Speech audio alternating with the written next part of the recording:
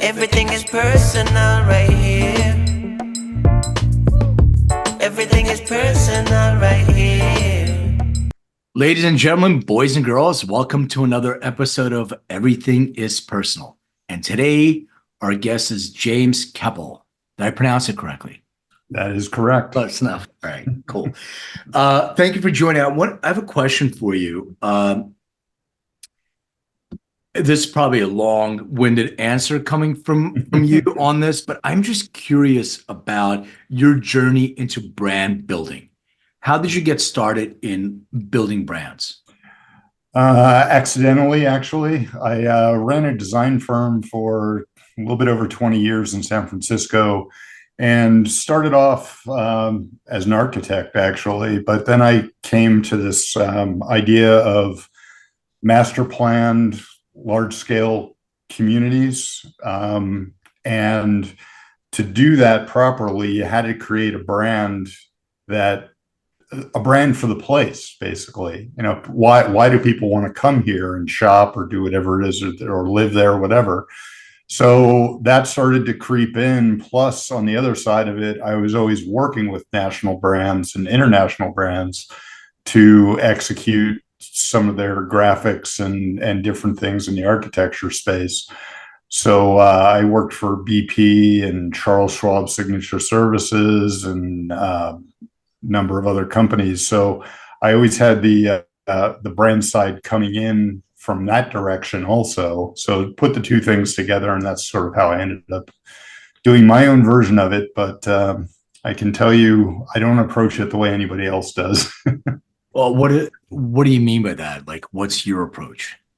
I find brand building to be somewhat formulaic at times, where people, there are steps that you go through. What's the voice and what's the image and all that sort of thing. But a lot of times people skip over the why do we need a brand thing. And a lot of people think of a brand as being a logo, which it's not.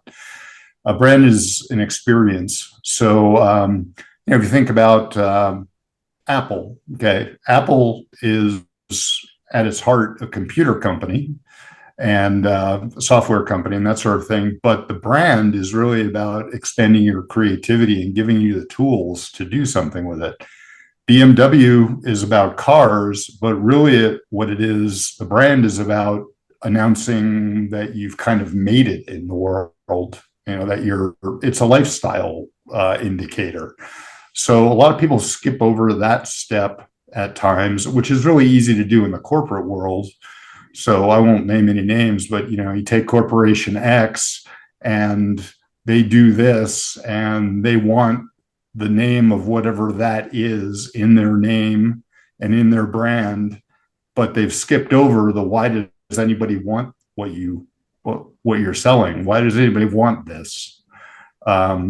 And what does that reflect on the person? So the brand is not about a product or anything like that. It's about the way that you make the receiver or the person who buys into the brand. It's about their experience with it. Yeah, I think it's such a great point to unpack just a little bit more. This is not my area of expertise, but I got forced into so many different marketing sessions and brand building. And I think you hit the nail on the head. To me, it's what emotion am I looking to evoke from the people who use my products? And people get they get held up in this whole notion, like Nike or Yahoo.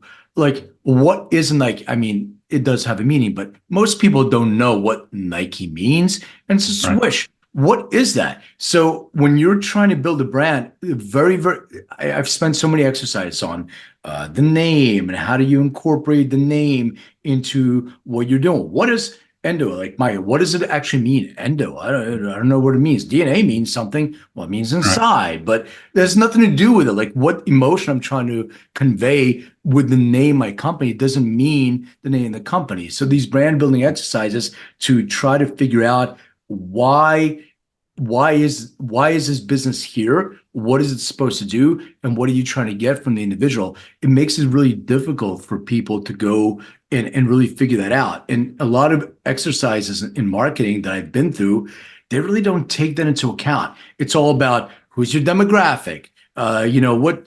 So I find it refreshing to come at it with like, what do you want to get out of the people? What do you want them to know or think about you when they think of your brand?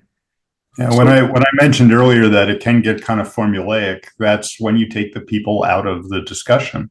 yeah, And you're always trying to get an emotional reaction from everything that you do in business.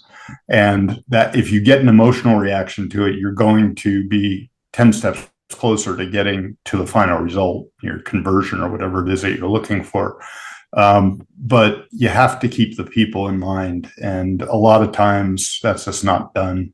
It's about, what does this corporation want to say as their message? What do they want to put out to the world is about who they are, as opposed to the client, the consumer. It's really about what they are. It's not what about the company is. It's the other way around. exactly. Yeah, it makes total sense. So, James, let's go backwards a little bit and go into a little bit of your origin story. Where did you grow up? Waltham, Massachusetts was where I was born, and then my mother and I moved to New Jersey. So I kind of grew up in New Jersey, and then after high school, decided to move back to Boston, and then to California, and now Colorado. So I've been around. So, growing up, you mentioned your mother. I'm assuming your parents weren't together. Yeah, my dad left when I was, I think, about 9 months old or something like that. So being a single mother in the 60s was not cool. And so we did the traditional go back and live with the grandparents and that sort of thing, and then had many trials and tribulations in New Jersey because it was also the late 60s and it was a very racially charged time in New Jersey. And like I got beat up at school every day. I was what part of Jersey is that? What part? North Plainfield and Plainfield. Plainfield is where we started, and then when my mother got remarried, we moved to North Plainfield. A big upgrade, let me tell you. But that going back to the being racially charged thing, because I think it is very formative about who I ended up being so far. I was the only white kid in school. I got beat up every day. And, it's kind of funny to say it now, but it really happened. And that really formed my sort of independence, I guess, and my ability to just deal with situations and figure out how to negotiate them on myself or by myself. Being a little kid, in third grade or something, trying to negotiate that environment was fairly difficult. Did you have any siblings, or do you have any siblings? I have two brothers and two sisters, but they came after my mother got remarried. Okay. So I'm considerably older than all of them. My youngest brother and I have never lived together. Let's put it that way. Get it. Big age difference. So in growing up and being in that kind of environment, what were your interests? Were you into sports? Did you have to, were you into music? Were you into art, science? Like, take us back in time. Always music. And between your backdrop and my backdrop, everybody should get that. But yeah, it's always been music. That was always the place that I really focused on. And, I came from the time when you actually bought albums and you had to order it. And because there was a store called Great Western, which was kind of like a Kmart, and they didn't have the new Kiss album, that you had to order the new Kiss album, wait 2 weeks for it. And then you had to go to the store every day to find out if it was there, because there was no email, no cell phones, that sort of thing. So it became this kind of central part of my life because there was such a tactile thing about the process to get it and then the process to experience it for the first time. And I had a red beanbag chair and a set of kick-ass headphones and a stereo that I bought. And I remember very clearly listening to Queen, A Day at the Races, the first time in that chair, reading every lyric of every song. I wonder, I'm just thinking out loud. I wonder if you're in a safe space, and I'm just putting myself into this as well. Like if you're in a traumatic environment of turmoil on a constant basis, going, and my parents say, go to your room kind of thing.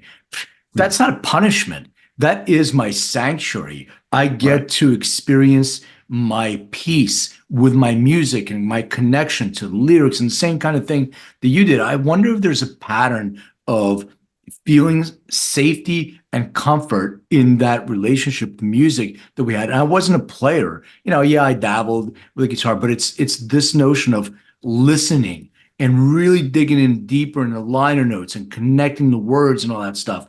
That gave me sort of an escape from the turmoil and trauma that I was going through my daily life. I wonder if that's a pattern that you can relate to. I definitely can. I find that,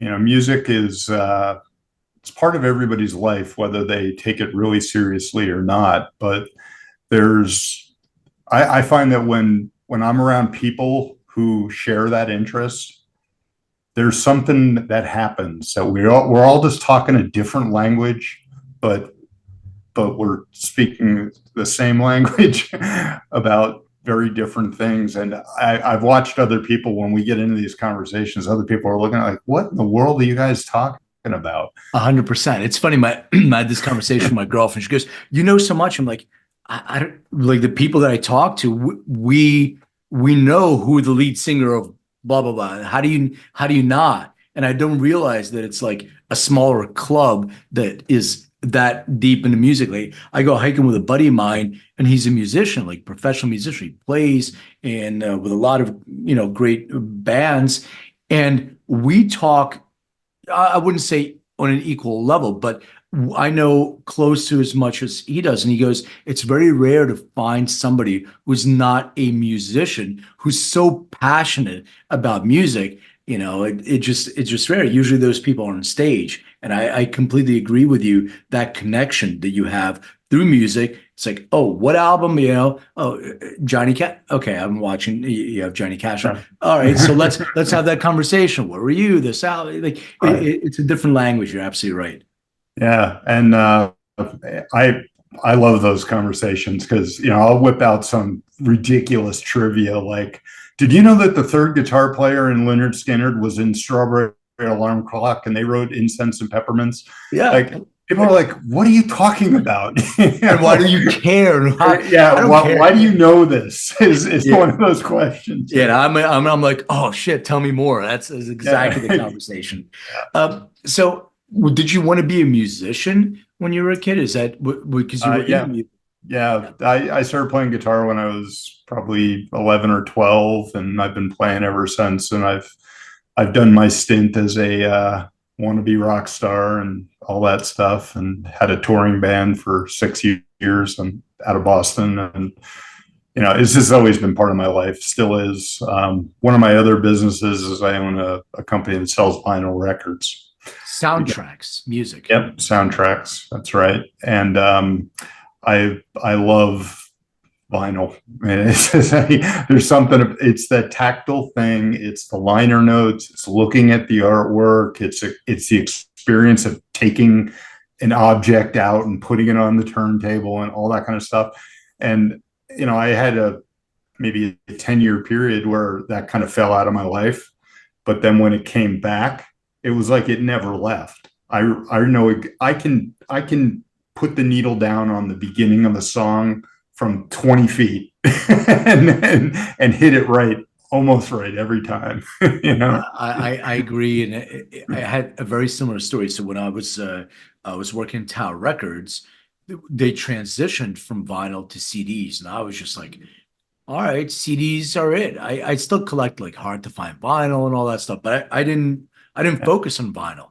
thousands and thousands of CDs, and they're still sitting in storage. But when I got back into vinyl, I started going like flea markets or swap meets and going, I love digging, like a Yeah. dollar record, dollar record. I'm like, man, I'll just replenish my collection. I don't have to take it from Philly to LA. I'll just start buying it for $1. And all of a sudden, that dollar record was now selling for $20. It's like, Right. what happened? All and vinyl started coming back in. So Yeah, I have this thing where I can't sell my records. Every time I think about it, I'm like, well, this one's worth a couple $100. I should just sell it. I'm like, no, it's mine. I don't sell anything. They can have it when I'm dead. That's when I'll return everything. Yeah, exactly. So I wanted to talk about your trajectory. You're building brands, you're working with different companies. Obviously, music is part of your background.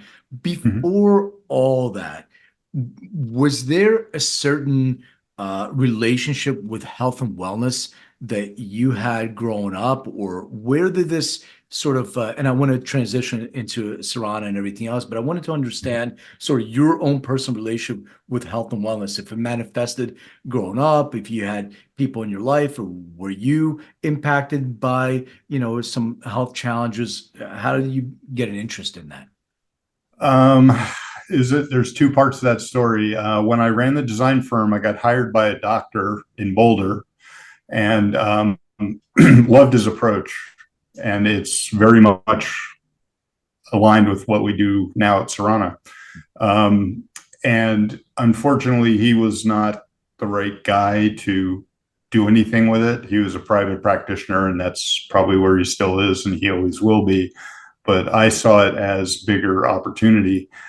So my point is, when I was doing branding projects, I had to understand the product and the people and all that sort of thing. So I made myself a patient just to find out what it was like to go through this whole thing. So that really opened up my eyes to the fact that the healthcare system, as we know it, the legacy healthcare system, just doesn't serve much of anybody other than the private equity firms that are buying up all the systems.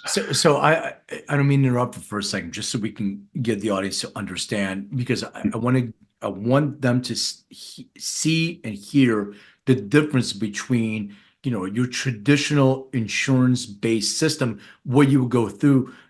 I've told my own personal stories, but what was that personal journey, and then what did you learn from that to start saying this can be done better, sick care versus healthcare? And well, I'll tie this back to the branding discussion. Okay. It's all about people again. And the healthcare system as it exists right now is not about people. It's about spreadsheets.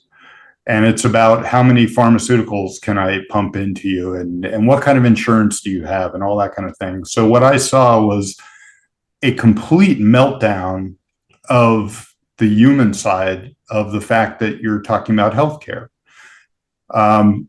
Something as easy as scheduling an appointment is a nightmare.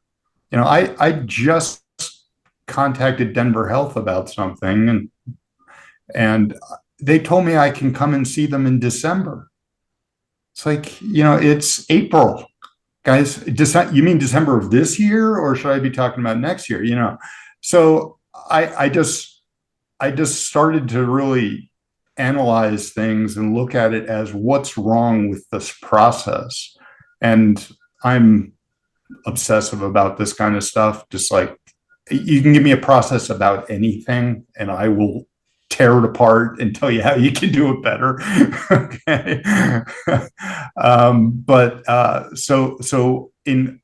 I just started seeing there was more and more stuff that was getting in the way of care.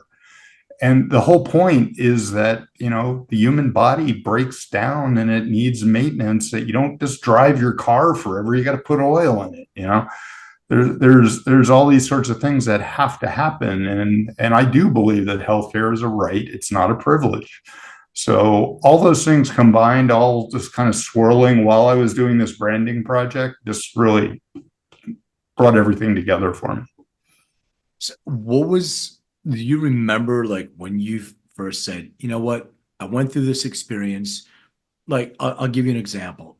So I think I may have talked about this before on the show, but if somebody heard it, just, fast forward or something like that. But I went to get my daughter was going back to college. She had to get a form filled out from the doctor that she had shots, something like that. So usually they, send us the form email, we'll fill it out, we'll send it back. No, but your insurance, you need to come in so they can charge more money for that visit. Okay. Right. We come in. It's like literally a 15-minute visit, but it's like they listen to your heart, they listen to your lungs, they take the mallet, hit your knee. And I was like, it's 2020. I was 24, I guess, but it's 2025. Like, are we still doing what we did in the 50s? Is that really the case? And then it's like a 15-minute visit is probably the biggest ROI for a doctor because they can charge their insurance more money. They spend less time. They can see more people in 15 minutes, and they can, write out more scripts for pharmaceuticals. That's not really healthcare. That's exactly what you're saying.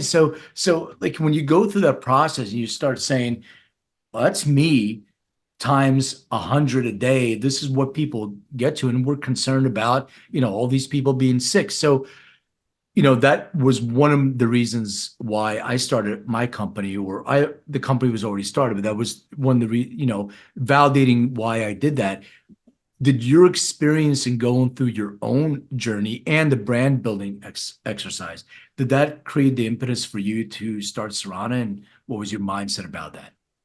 Yeah, I'm going to address one thing that you just touched on with the great scam that's going on now that a lot of people don't or haven't realized about it yet. At least around here, you cannot go to a hospital and just say, here's what I know is wrong with me. Can you please take care of it? You have to go to the emergency room. Okay. There's $2,000 gone before you've done anything, just because you walked into the emergency room. So now they've put up this artificial barrier that you can't get into the hospital without going through the emergency room.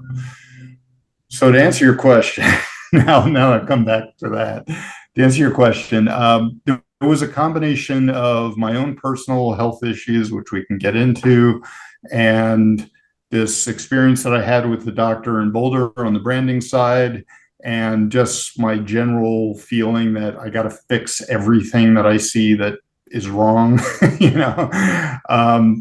They just all collided, and Srana was born basically out of my own needs because I didn't want to go down the legacy healthcare route because I had been there and it was nonsense. So you can share or not, it's up to you, but your own health journey, what did that entail in, I don't know, traditional pharma healthcare system that we have now? What could they do? What did they do? And what is the process? And how does that differ from an approach to actual healthcare, preventative healthcare, and then maintenance that you described that we would do for the car, and why wouldn't we do it for the human body? Yeah, so the background story here is that in 2020, I was diagnosed as needing my liver replaced. And I went through all the normal process of, okay, what's an organ transplant and, how does that work and everything. And what I came up with was this can be solved in a different way. I believe, I'm not a doctor, but I believe it can be solved in a different way. And if everything goes right, which it never does with an organ transplant, by the way, almost never does. But if everything went right, a liver transplant would cost $575,000. Okay. We can argue all day about how they get to that number, which seems fairly ridiculous. But anyway, you got $575,000. Sure, take out his liver, get him a new one, whatever. And I wasn't in a situation where it had to be done like today or anything like that. So I was going through the motions, getting on the list and all that kind of thing. But it was always in my back of my mind from dealing with the doctor that I dealt with that there were other ways to do it. So when Srana came about, it was basically, I designed my own program on the advice of doctors, not anything I just made up. But I took what they gave me and I said, okay, how can I do that better? And number one, we're taking that transplant idea off the table. Okay, that's out. So, I started to really focus on what ended up being the core foundations of what Srana Health does. It's optimal wellness, which we'll touch on a little bit because you asked about the maintenance. But optimal wellness, sleep, nutrition, and your lifestyle. And it's amazing what can be solved just by improving nutrition. And, someday if there's time left, I'm going to take on the food industry in the US too, because what we put into our bodies is a joke. So, taking all that information, designing my own program, I said, okay, well, this is a company that people need this. So what we do differently is it's one-on-one contact. It's like concierge medicine, but not at concierge prices. It's one-on-one contact, very short time that you have to wait to get into the program, very intensive once you get into the program. In those first few months, that's where it all really comes together. After that, it goes kind of into the maintenance stage and adjustment stage. But then we would also be based on science and evidence and not just making stuff up and, here's the new cream that'll solve everything or whatever. Base it on science and work with a highly, highly skilled team of practitioners. So, for example, if you get into nutrition, there are dietitians, there are nutritionists, there are, all these people who kind of are licensed, but they're not. And there's some people, like I could hang a sign out in my front door and say I'm a dietitian. And in a lot of places, nobody would have a problem with that, right? So we only have certified nutrition specialists, which are the highest credential that you can get in that world. It's basically a master's degree in nutrition, and it's very science-based. So, just tuning the staff and everything toward that level of care is important. So going to your question about maintenance, healthcare is not a one and done thing. You have to constantly be changing things. So for example, I'm just making this up, but say you come in and we say, okay, your problem is that your protein level is at 5. Okay. And now, but we think based on everything we know about you, it should be at a 10. Okay. So we've done that through lab testing to establish where you're at. We put you on a program, nutrition, lifestyle, behavior, sleep, all that kind of stuff. And then you come back in a few months and you get tested again. And we look and we say, okay, the protein target was 10, but now for some reason you're at an 18. Okay. That's too high now. So now we got to dial that back. So it's that constant adjustment that is really what the maintenance part is about. And if you take it back a step further, you go to prevention. Okay. So if you are thinking about the things, I'm the jackass at the grocery store who's because I know what I want to put in my body and I know what I don't want to put in my body. And I can do it in like 2 seconds now because I'm used to doing it. But for a lot of people, that's like, well, I don't read the ingredients. I buy the thing with, 10 pounds of sugar in it or whatever, So that's where the prevention side of it comes in. So that was a very long answer to your question, but I tried to cover all the pieces there. Yeah. And just to add to the other thing that you said, it's, it's not a cookie cutter approach. One of the things that I think is different, it's an individual. Like for me, my baseline is different than your baseline. When you said your optimal protein level is 10, I know we're just using examples. Yeah. Maybe my optimal protein level is that 18. You just hit on a magic topic, okay? Acceptable ranges. When you get lab tests back and they have acceptable ranges, they mean absolutely nothing. And here's the reason. Every lab has their own acceptable ranges. So if I go to Quest or I go to LabCorp, I'm going to get a different answer. Okay. And neither of those answers have anything to do with me. They have to do with a wide cross section of everybody that they've ever tested. So, again, to tie to nutrition, the diet in California is very different than the diet in Mississippi. You have to take that into account. And are those types of things factored in the acceptable ranges? I don't know.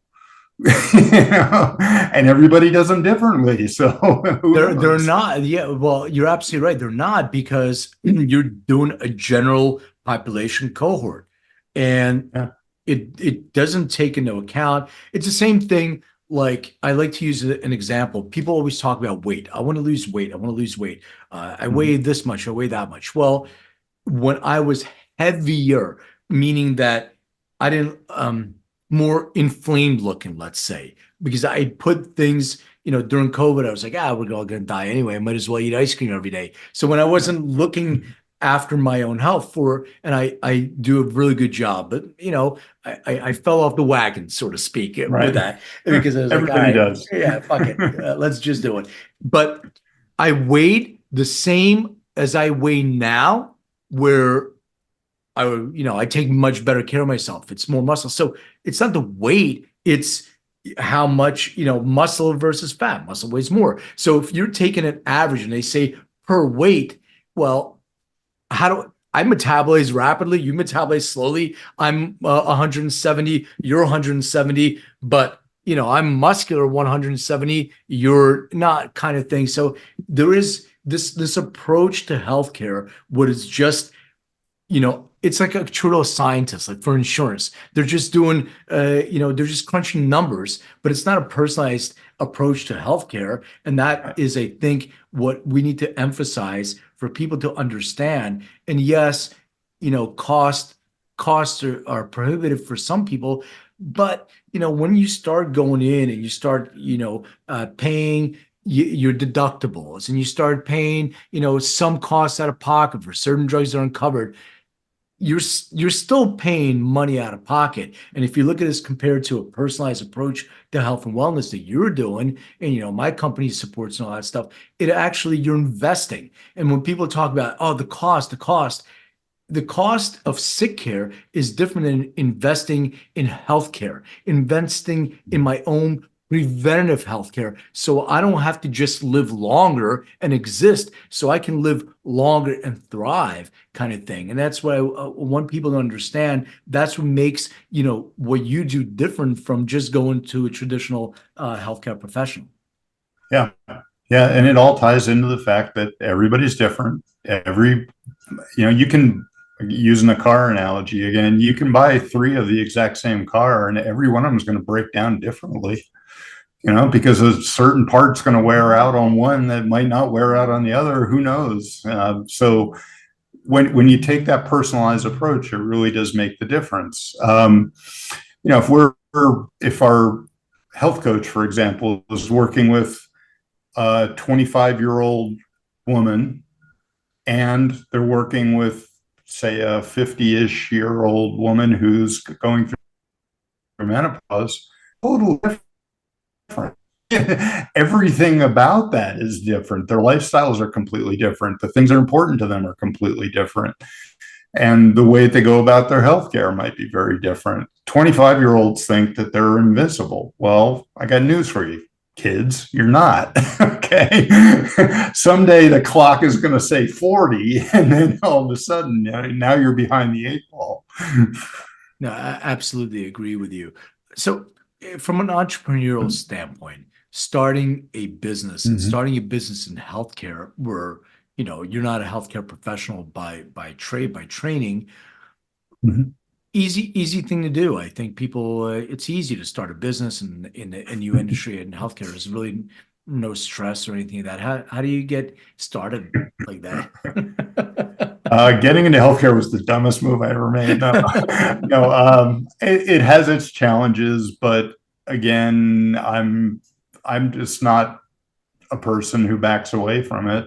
And I knew we were going to be taking on the 900-pound gorilla. And I have no aspirations that we're going to change the healthcare system in the US. Okay. All I want to do is make a dent.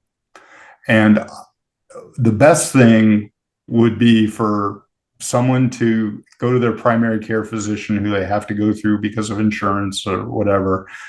And they start saying, well, Srana told me this and now you're telling me this. Why are those two things different? Okay.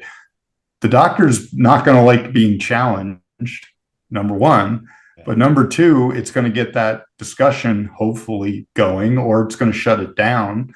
And if the discussion gets going, then we make that dent. Yeah. Because now I always say 80% of what we do is education. And when people are educated about the things that are important for a long-term happy life, and long-term, I'm not by any stretch talking about longevity here. That's a whole other business. And it's a lot of snake oil, frankly. But, you can be 60 or you can be 90. It doesn't really matter. But you don't want those last 10 years to be miserable. So you gotta sort of work backwards. But if we make our dent and we get these types of conversations happening and we get more top of mind as far as the fact that I'm not just gonna just complain about my health insurance company. I'm going to do something about it by doing something different, and that'll be a success for us. Going back to the entrepreneur sort of question, there's a lot of burnout. And there's a lot of hard work. Like people think that starting a business is, it's sort of, this is your ticket to print money. Yeah, right. They don't realize that it's not, and you sort of take care of yourself last, even though you're taught to put the mask on yourself, give it to yourself, and then take care of everybody else. But when people are dependent on you in a business and you're a leader, an entrepreneur leader in that role, people are dependent on you. But I think people don't understand how much burnout, C-suite founders go through. So I'm curious if there was sort of an emotional or, a spiritual, wall or a drain, or where you sort of reached that plateau. And if you had some of these that you were sort of having this conversation with yourself, is this really worth it kind of thing? Mm-hmm. How did you move past it? Yeah, well, as far as the last time I had one of those, let me check and see what time it is. Yeah, that's part of the game. This is my fourth startup. They've all been in radically different businesses. And the ability to get through that and go through that process and do everything that you have to do to make it work, it's not for everybody. When I interview people, I explain to them what it's like being in an early stage company, and things change, and they change hopefully for the better. And everybody's always moving, things are always shifting. You just got to be used to that. That's the same way it is for me at a hyper level, because I've got to not only be thinking about what we're doing today, I got to be thinking about what should we be doing in a year, what should we be doing in 5 years, that sort of thing. So as far as a moment where it all became clear, I think the moment was probably early stages of Srana, when I finally realized this is just what I'm wired to do. That's it. I'm completely unemployable, number one.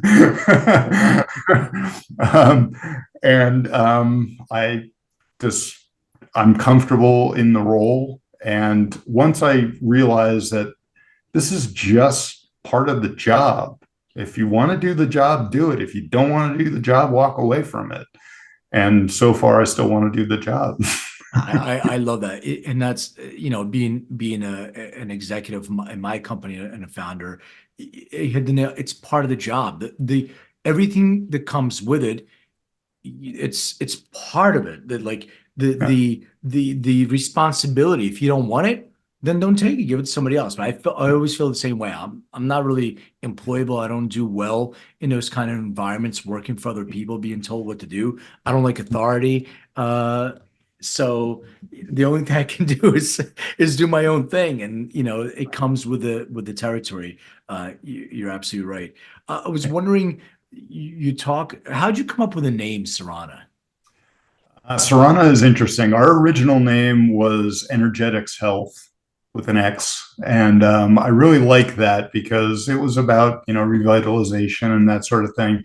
Uh, we got into a trademark thing with a very small company. We could have won, but I just didn't want to deal with it. So uh, we went on the search for a new name, and the etymology for Srana, the word, comes from two odd places, Sanskrit and also Norwegian uh, background. And if you put the two of them together, Srana is a tool, it's a pivot, it's a hinge, it's a pathway. It's a means to get somewhere. And that's exactly what we're promoting. We're promoting the idea that you can get to an optimal state of wellness that's designed around you. And the name just stuck, and I love it. I like it better than the other name for sure. It's much Yeah. more memorable. Yeah, that was one of those, like, do I have to deal with this? But I'm glad that I did. It works out in the end. Well, just so people can have, and I know this is a much more personalized approach and conversation to have, within your practice, but just so people can have a guide, because you mentioned you walk through this in the beginning, about what's important for people to do to maintain their optimal health. What are some of those, and I agree with you about longevity. I try to like just talk about more health span than longevity. But Mhm. what are the things that you feel are important to people? You already mentioned food. What else, and what should people do more of, or maybe avoid, and then as part of their maintenance program? Well, there's the meta version of that, and then there's the practical. Okay, and the meta version is you just have to be aware. You have to pay attention to what you're doing, and that means, okay, I need more sleep.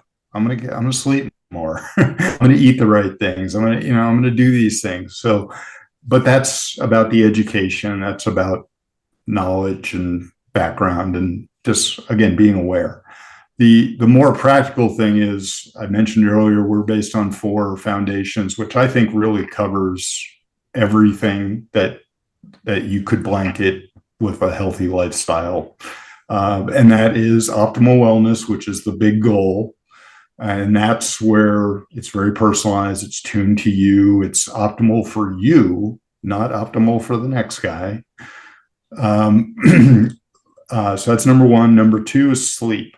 Sleep is an incredibly important part of health and wellness, and it's totally overlooked in a lot of, or mostly overlooked, I should say.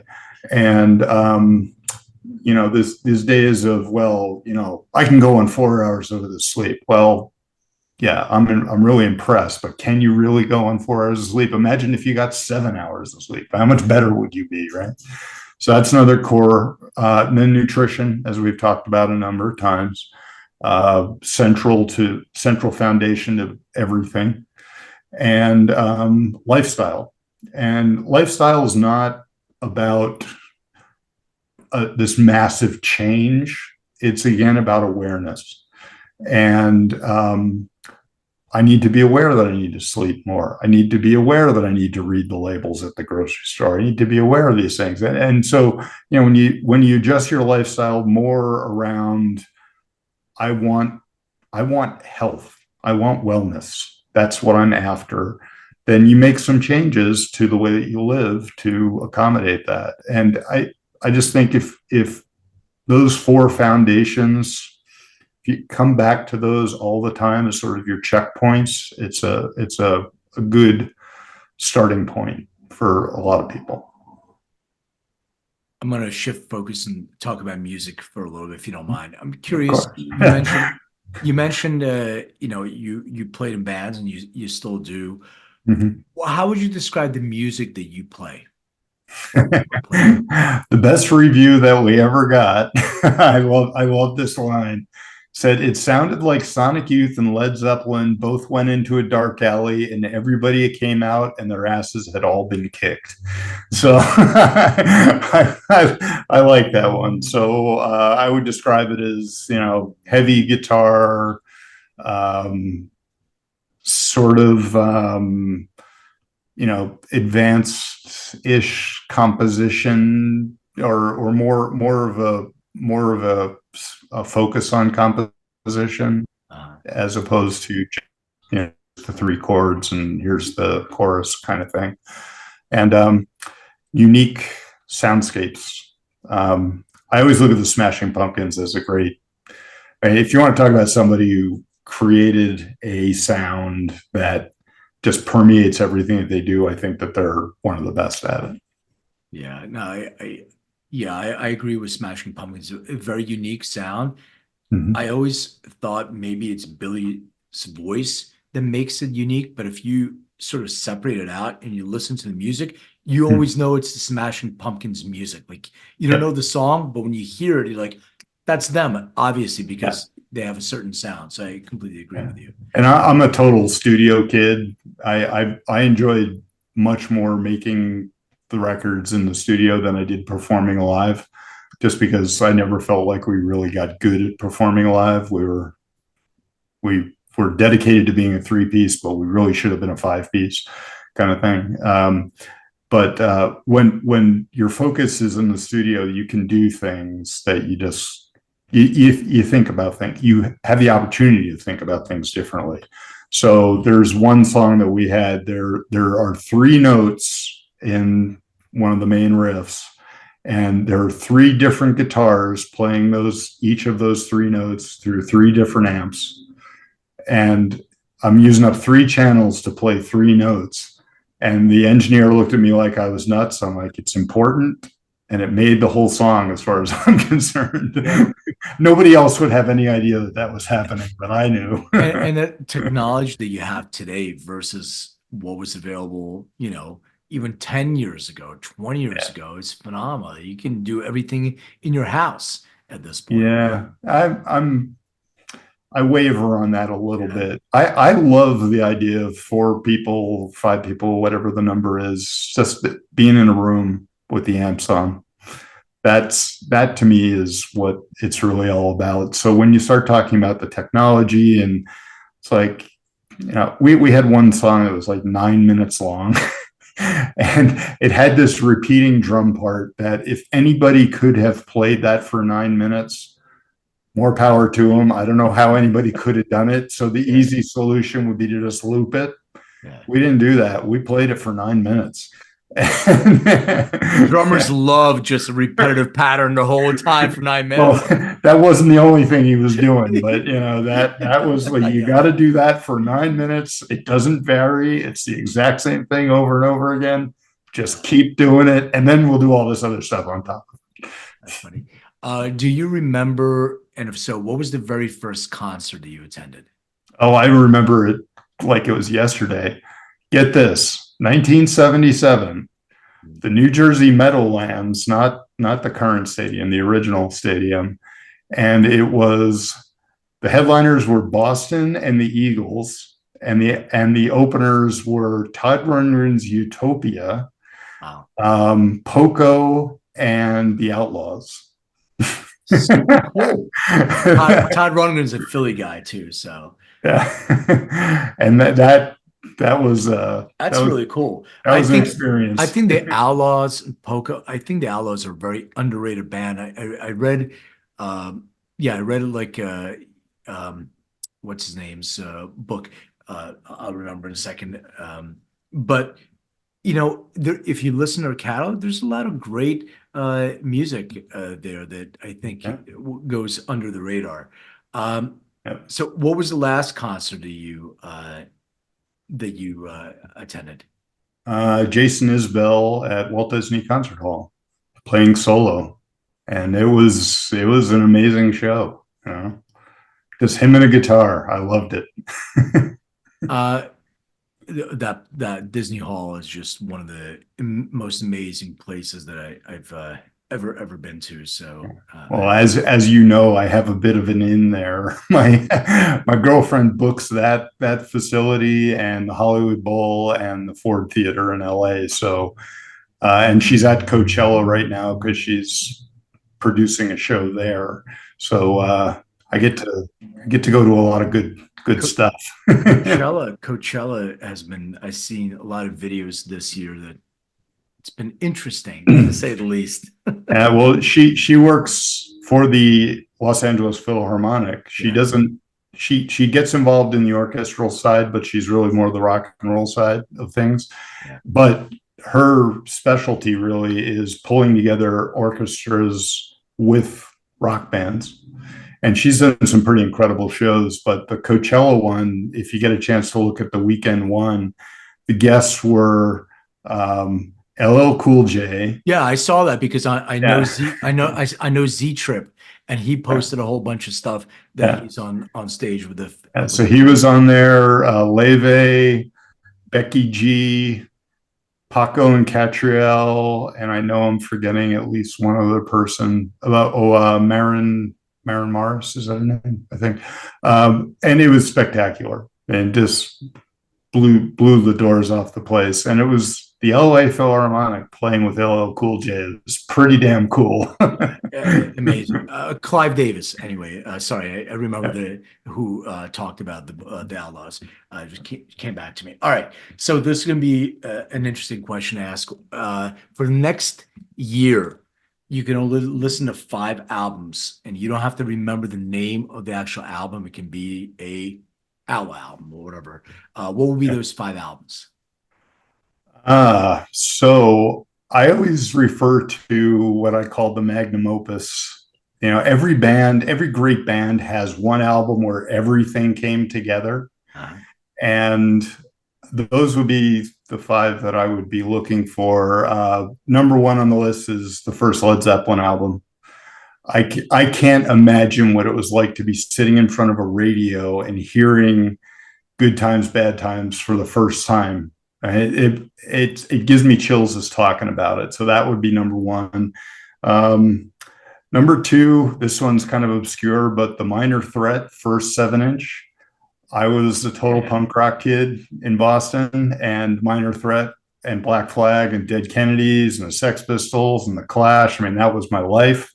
So that first Minor Threat 7-inch, just I still have the original one that I had. So that would be up there. Prince, Sign of the Times, a genius musician, genius about everything. Maybe not everything, but everything related to music. Let's put it that way. Signs of the Times is the one where everything kind of came together for me. Rush, 2112. Okay. That is where everything about Rush happened on that album, as far as I'm concerned. I know they had a lot of other phases after that, but I would put that one up there. And last, I gotta go Smashing Pumpkins, Siamese Dream.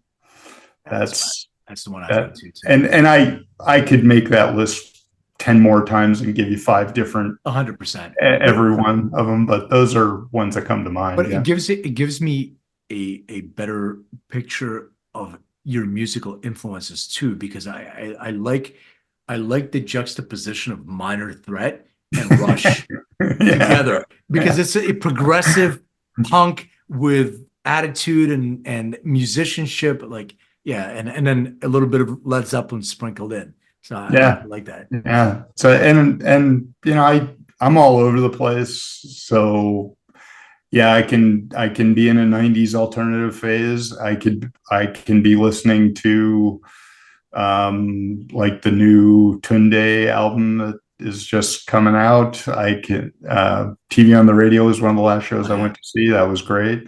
And then I got Led Zeppelin, The Who, Pink Floyd, and it's whatever. It's music influences so many parts of your life that you don't even know, and that's really the concept behind soundtracks. Is that there are certain songs that you relate to periods of your life or events in your life, and that's really where the genesis of that idea came from. And soundtracks, as there are other things that are coming. It's not just a company that sells vinyl records, but Love it. over time we'll see how that works out. Yeah, let's talk about that, because that's a huge interest of mine too. All right, final question for you. Please describe what your room looked like growing up. Okay, there were two phases. One was total shithole, just everything piled 10 feet high and didn't matter. And just, it was Lego over here and Hot Wheels and an AFX track over there. And, piles of comic books, and Mad Magazine was always there. But then after that, I remember very clearly I was 9 years old, and I got some kind of an epiphany, and I cleaned my room that day, and I cleaned it like you wouldn't believe. And it just became like this sort of Zen palace for a 9-year-old. And that's kind of the way I live now. This room is by far the only one that has a bunch of stuff in it. I'm totally minimalist outside So of this. no posters in the walls or any. Always posters. Circus magazine. Remember Circus? Oh yeah. Okay. Kiss. I was obsessed with Kiss. I saw the cover for Kiss Alive, and I said, I want to play guitar because of the photo on that cover. So I had Kiss everything everywhere, and it'd be like an article from Circus magazine cut out to the wall and yellow because it had been there for 3 years in the sun, whatever. Yeah. So yeah, just covered with posters, covered with like, there were crappy guitars everywhere, and just, it was that kind of lifestyle, and never really left me. Yeah, It's no, fine. I just ran into Gene not that long ago hiking. So yeah, it was interesting saying hello. Very friendly, like normal guy, but he's I kind of met him once, and he was not a friendly guy to me. Oh, all right. I was walking in LA, and apparently walking in LA is a violation of human rights or something, because he was pissed off that he had to wait for me to cross the crosswalk. So that's what my one Gene Simmons experience.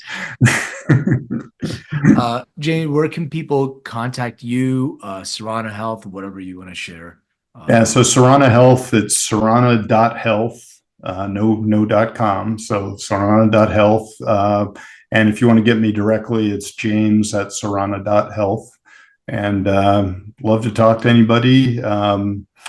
We are heavily in client acquisition mode right now, so we'd love to talk with you. That's good. And for my audience, thank you again for all the wonderful reviews and feedback and comments and stars. Don't forget to subscribe, like, share. Thank you for buying my book, Making Cannabis Personal.